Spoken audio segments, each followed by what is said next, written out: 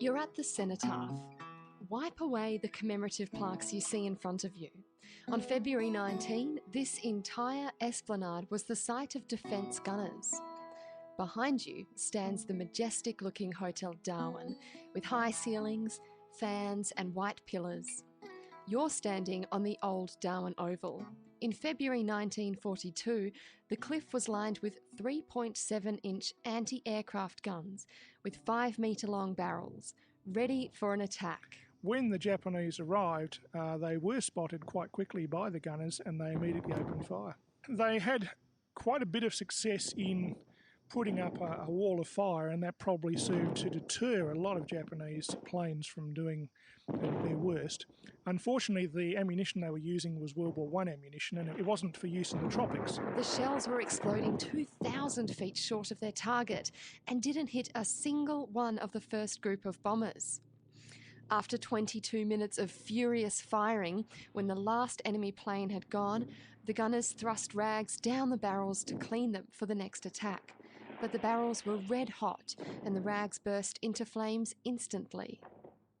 The gunners raided the rooms of the Hotel Darwin for bedsheets to clean their barrels, and as they did, they ran past half-eaten meals and cutlery, all left in its place by the patrons who'd fled.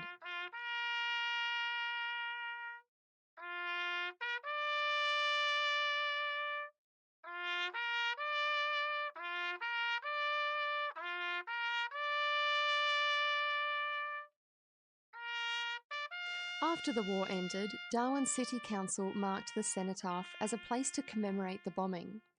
In 2012, the federal government recognised the events that occurred on February 19, 1942, in a National Day of Commemoration. Veterans and family return year after year to remember this monumental event.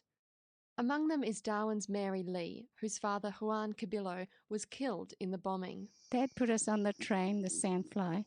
No windows.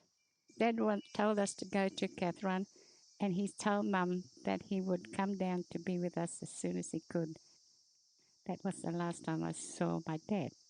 We go there every February the 19th, the boys, and throw wreaths in there where the Neptuna was. We do that every February. I always have a little cry, because remembering my dad. Yeah. And the last time I saw him on the Sandfly, he's waving bye to us in Darwin when we went to Katherine. That was the last time I saw him. And they never found his body. Unfortunately for the rest of Australia, the anniversary is scarcely acknowledged, and it makes it a lonely experience for many veterans who left Darwin. HMAS Deloraine Gunnery Officer Eric Thompson says the bombing of Darwin deserves a higher profile in the nation's history, and so do the people who served in the top end during World War II.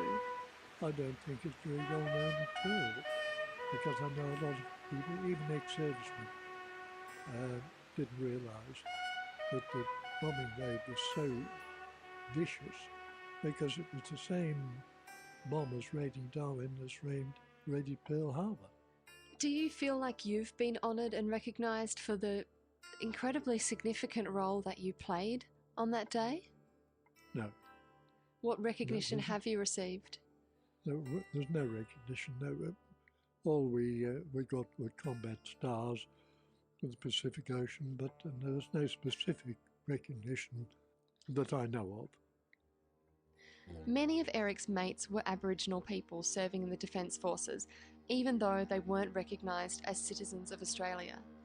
Aboriginal servicemen were paid a third of the rate white Australians were, and they had to wait 50 years just to be acknowledged and honoured for their contribution to the war effort. Aboriginal ex-serviceman Gabe Hasselbane recalls this moment on Anzac Day in Darwin, 1992. Yes, today was a very proud moment for me and my family to be up here receiving these medals. It may have been well waited for, but I never ever thought that we were going to be recognised or given a privilege of being here today to accept these medals. I am well honoured, and even though it's 50 years after the time. And how did Australia's relationship with Japan and the Japanese people fare after the war? Here's Ted Ambrosio's story. Ted was an electrical supplier in Darwin when it was bombed. Years later, selling tyres to the Japanese, he came across one of the former enemy fighters. And a Jap came up to me, he looked about as old as I am, and he said, "Were you in Darwin when we bombed Darwin?" And I said, "Yes." And he said, "I was a Zero pilot." And I said, "You nearly bloody killed me." And I said, "How did you survive? I thought you were all kamikazes." And he said, "No, one of your bastards got me in the hip." And he said, "I was able to get back to the carrier and they sent me home. And I've been here ever since and I'm never going to leave." From the cenotaph, take the bicentennial path to stop 6 at the USS Peary Memorial. As you follow the path, you'll pass a turn-off to Lameroo Beach. The path takes you down a beautiful cliffside remnant rainforest, and it was a popular spot during the war, with a series of concrete walls creating a pool for locals to swim in, safe from crocodiles.